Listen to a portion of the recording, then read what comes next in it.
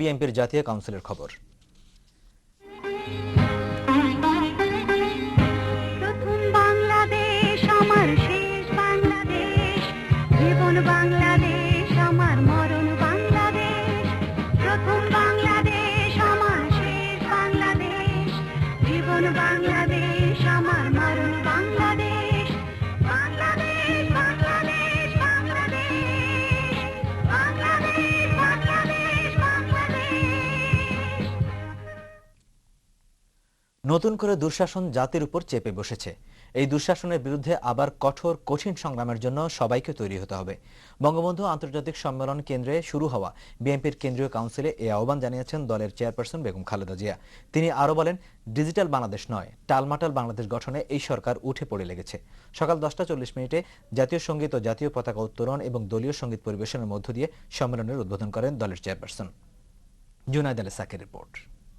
সূর্যের আলো ছড়িয়ে পড়ার আগেই সারা দেশ ও বিদেশ থেকে আসা প্রায় 18,000 মানুষের উপস্থিতিতে পূর্ণ হয়ে যায় বঙ্গবন্ধু সম্মেলন কেন্দ্র এলাকা। সকাল 10:30টায় মুহুর্মুহুর করতালি আর স্লোগানের মধ্য দিয়ে সম্মেলন কেন্দ্রে উপস্থিত হন দলের পুনর্নির্বাচিত চেয়ারপারসন বেগম খালেদা জিয়া। জাতীয় ও দলীয় পতাকা উত্তোলনের পাশাপাশি জাতীয় সঙ্গীত, দলীয় সঙ্গীত এবং সম্মেলন সঙ্গীত পরিবেশনের মধ্য দিয়ে শুরু হয় সম্মেলনের আনুষ্ঠানিকতা।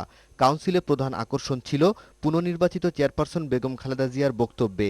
দীর্ঘ প্রায় 1 ঘন্টার বক্তব্যে তিনি 2 বছরের তত্ত্বাবধায়ক সরকারের কর্মকাণ্ড এবং বর্তমান সরকারের ক্ষমতা গ্রহণের প্রেক্ষাপট তুলে ধরেন। ওই সময়ে বিএনপির সংগ্রামী নেতা কর্মীদের এমনকি তাদের পরিবারের সদস্যদের অহেতুক গ্রেফতার করে তাদের ওপর নৃশংস অত্যাচার চালানো হয়। রিমান্ডের নামে নেতা কর্মীদের ওপর চালানো হয় নিষ্ঠুর নির্যাতন। ভয়, হুমকি দেখানো হয় তাদের স্ত্রী, পুত্র, কন্যাদের। তিনি বলেন, -2 ফর্মুলা থেকে -1 ফর্মুলা নিয়ে বিএনপি থেকে জিয়া পরিবারকে নিশ্চিহ্ন করার চেষ্টা করা হয়। এরই ধারাবাহিকতায় এখনও সংসদে বৈষম্য আর বাড়ি উচ্ছেদ সহ বিভিন্ন ষড়যন্ত্র করা হচ্ছে বলে অভিযোগ করেন বিএনপি চেয়ারপারসন। আমার ছেলেদের জিম্মি করে আমাকে জোর করে কয়েকবার বিদেশে পাঠানোর চেষ্টা করেছিল,